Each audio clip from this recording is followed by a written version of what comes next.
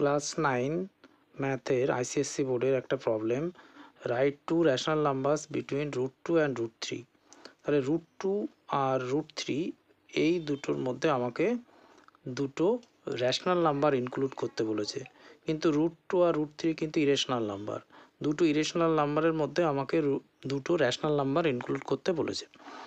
তাহলে আমরা √2 আর √3কে যদি রেশনাল নাম্বারে কনভার্ট করি, তাহলে রুট দুটো যদি তুলে দিই তাহলে কি হয়ে যায় 2 অ্যান্ড 3। 2 অ্যান্ড 3 এর মধ্যে দুটো রেশনাল নাম্বার ইনক্লুড করব, কিন্তু সেই দুটো কিন্তু পারফেক্ট স্কোয়ার নাম্বার হবে। পারফেক্ট স্কোয়ার নাম্বার ছাড়া যখনই আমরা রুট দিয়ে দেবো এই √2 আর √3-এর উপরে, মিডিলের নাম্বারগুলোর উপরেও রুট ইনক্লুড হয়ে যাবে তখন। তাহলে রুট ইনক্লুড হয়ে গেলে তখন কিন্তু সেগুলো যদি পারফেক্ট স্কোয়ার নাম্বার না হয় তাহলে সেগুলো রেশনাল নাম্বার হবে না। তাহলে এর মিডিলে আমাদের দুটো পারফেক্ট স্কোয়ার নাম্বার কি হতে পারে?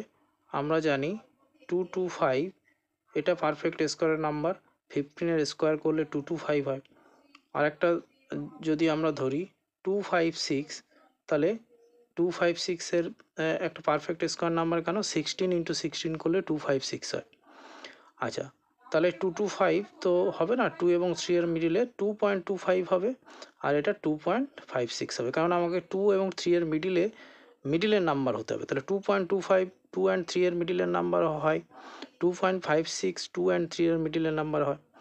এইবার যদি আমরা রুট ইনক্লুড করে দিই এর উপরে, তাহলে আমাদের √2 ছিল, আর রুট কি হয়ে যাবে 2.25 হয়ে যাবে, √2.56 হয়ে যাবে, আর √3 এর উপরেও আমরা রুট দিয়ে দিলাম, কারণ আমাদের মেন প্রবলেমের মধ্যে √2 আর √3 রয়েছে, এগুলোকে তো বাদ দিতে পারবো না।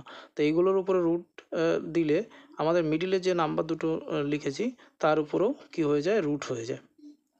তাহলে এইবার এখানে আমাদের কি হচ্ছে √2, আর তাহলে এইটার উপরে এইটার যদি রুট করি তাহলে কত হবে? 15 হয়। 15 মানে 2.25, তার মানে 1.5 হয়ে যাবে এটা রুট করলে। এইটা অ্যাকচুয়ালি 256-এর রুট করলে 16 হয়, তাহলে 1.6 হয়ে যাবে, আর এখানে √3 হয়ে যাবে। এইবার √2 এখানে 1.5-এর পয়েন্টটা যদি এখান থেকে আমরা অমিট করে দিই তাহলে কী হবে, 10 হয়ে যাবে। এখানে 16-এর পয়েন্ট যদি না দিই তাহলে কত হবে, নিচে 10 হয়ে যাবে, আর এখানে এটা ক্যান্সেলেশন করলে কত হবে, 3 5 যা 15, আর এখানে 3/5 হয়ে যাবে, আর এখানে হয়ে যাবে 8 2 যা 16 আর 5। তার মানে এখানে হচ্ছে √2, এখানে হচ্ছে 3/5, 8/5 আর √3। তাহলে √2 অ্যান্ড √3 এর মিডিলের আমাদের এই যে রেশনাল নাম্বার 3/5 অ্যান্ড 8/5 হলো। তাহলে এই দুটো কি হলো, রেশনাল নাম্বার। রেশনাল নাম্বার কেন রেশনাল নাম্বার? আমরা জানি রেশনাল নাম্বার p/q ফর্মে থাকে অলওয়েজ। তাহলে এই দুটোকে আমরা বলতে পারি রেশনাল নাম্বার। তাহলে √2 অ্যান্ড √3 এর মিডিলে রেশনাল নাম্বার বেরিয়ে গেল আমার 3/5 অ্যান্ড 8/5।